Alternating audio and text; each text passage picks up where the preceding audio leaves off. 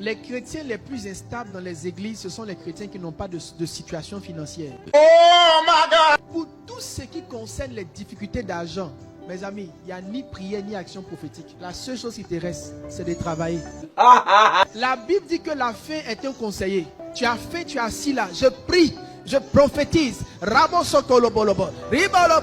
Envoie les anges, mon frère. La faim va te tuer.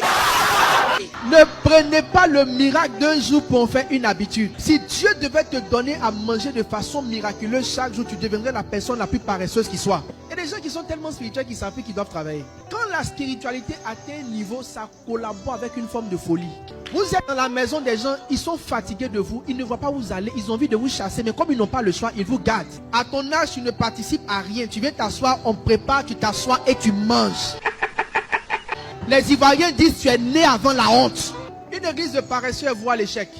Mes amis, ce n'est pas une prophétie qui va vous dire que vous devez travailler. Chaque besoin que vous avez, que vous ne pouvez pas satisfaire, c'est un signe que Dieu te donne pour te dire tu dois chercher à faire quelque chose. La raison pour laquelle tu ne travailles pas, c'est que tu es orgueilleux. Non seulement tu n'as rien, mais tu tries ce que tu pourrais faire. Les personnes les plus prétentieuses que je connais, ce sont les chrétiens. Quand ils ne travaillent pas, tu as l'impression que tu as devant toi des gens qui sont prêts à tout.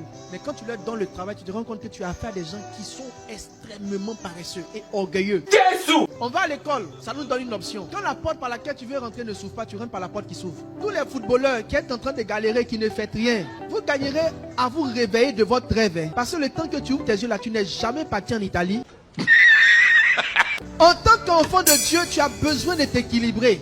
Tu dois te battre pour ta vie spirituelle et te battre pour ton insertion sociale. Parce que ta force sociale, ton insertion sociale soutient ton ministère. Ok. Il n'y a aucun chrétien qui n'a pas l'argent qui est un bon chrétien qui tient. C'est pas possible. Même venir à la répétition, c'est un sujet de prière pour toi. Dans la saison là où on va, ta stabilité chrétienne dépend de ta stabilité sociale. Mes amis, travaillez. Travaillez.